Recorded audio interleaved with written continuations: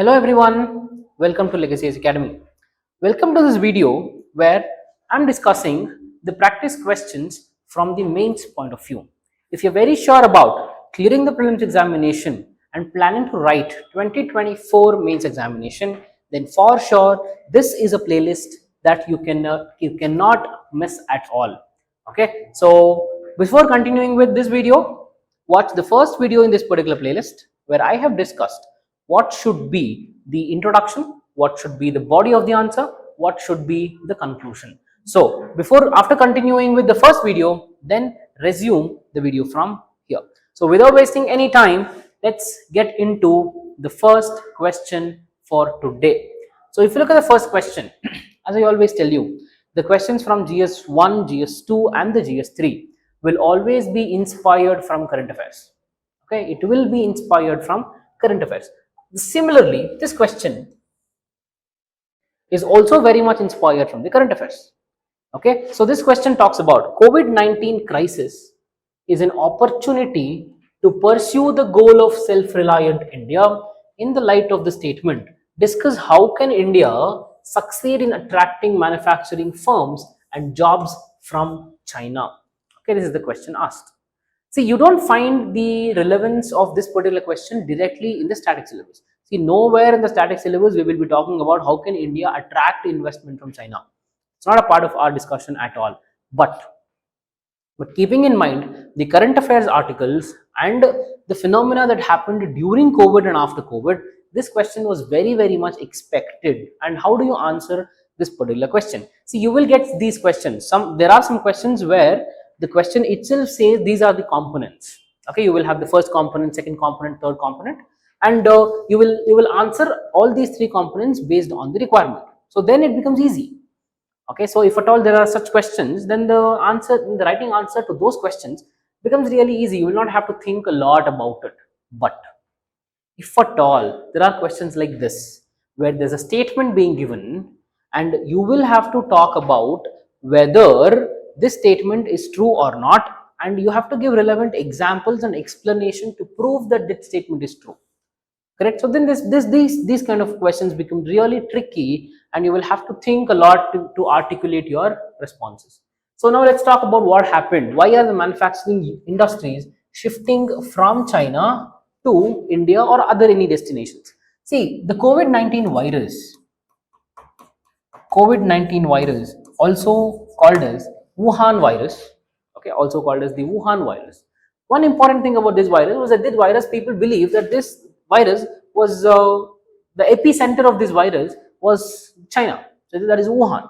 And in the Wuhan lab, that is when scientists were trying to have some genetic modifications, and that is when this virus actually erupted out of Wuhan.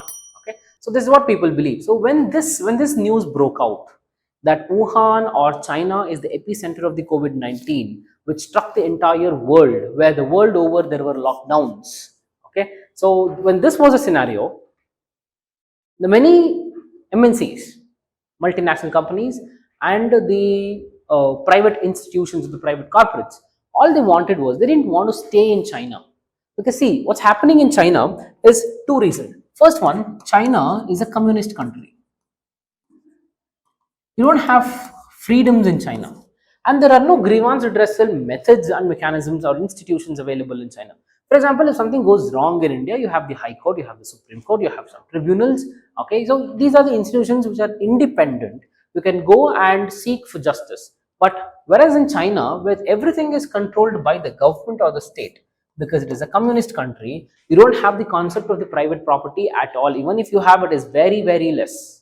Correct? So because of this reason, because of the communist ideology, most of the Western companies were not happy with this, and they were looking for an alternative democratic source. Okay, an alternative destination where you have democracy. And which other country in Asia is well versed in democracy than India? Okay, we have a highly successful democracy in the last 76 years. So the companies which were relocating from China, when they started looking for the alternative destinations, the first in their list was India. Why India? Because India has a pool of highly skilled labor. Second, it's a very cheap labor that is available in India. See, look at this combination. We have a highly skilled labor. At the same time, we also have the cheap labor. And in order to utilize this potential of the Indian cheap labor and the skilled labor, the multinational companies wanted to establish their branches or operating units in India from China. This is the context for this entire question.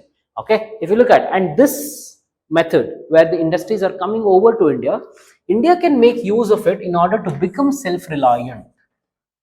Okay, so this is what is the crux of the question. Decoupling from China, we have supply chain disruptions happening in China. Okay, due to various reasons of the trade war. Let's say we also have the trade war that we'll have to look at.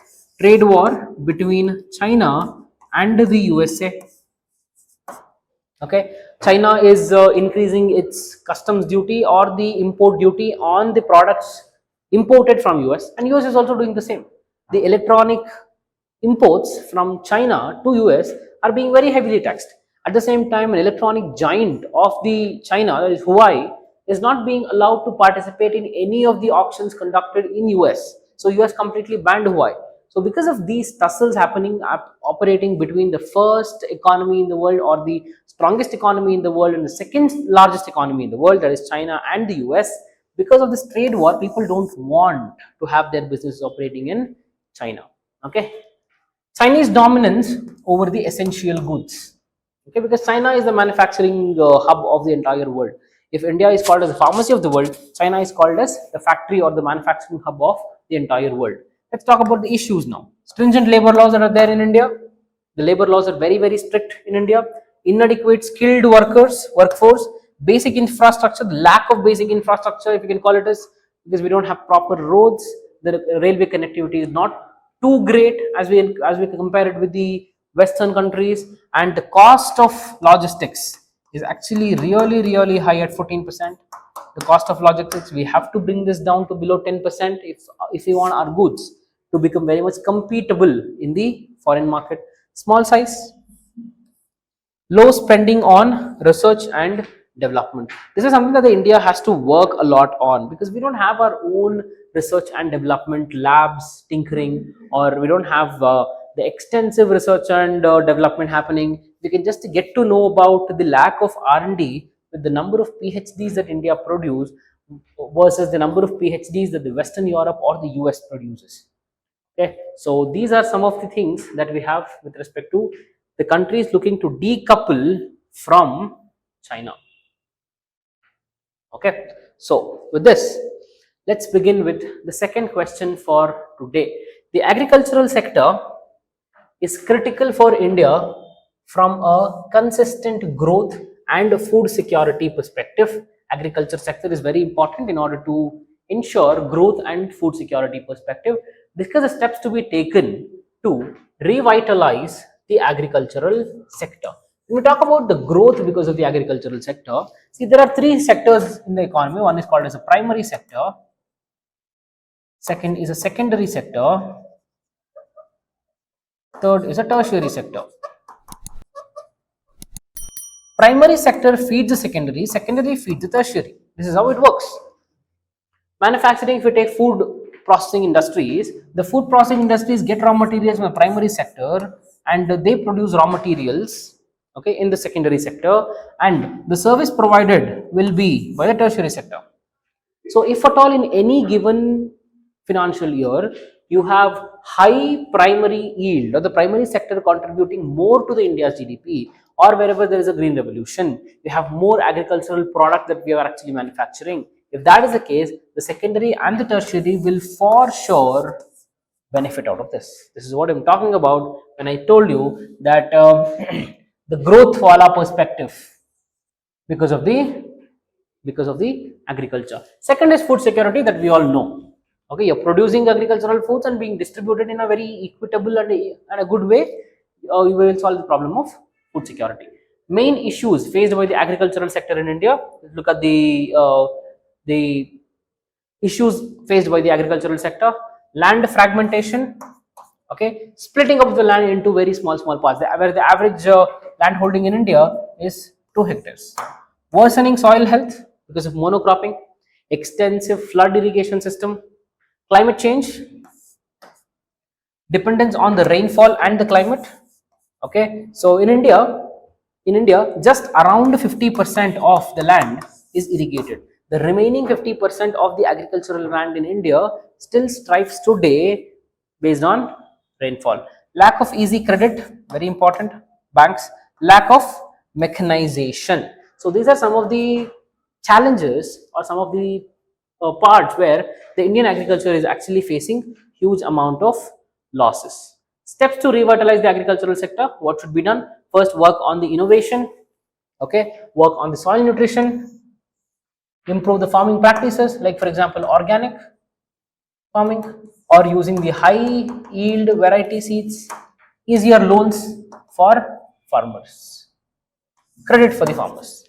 Okay, so these are the very few crucial steps that should the government take in order to revitalize agricultural sector in India. Okay, so I hope you have liked the video. If you have liked the video, hit the like button and also subscribe to Legacy IAS Academy YouTube channel. Have a nice day.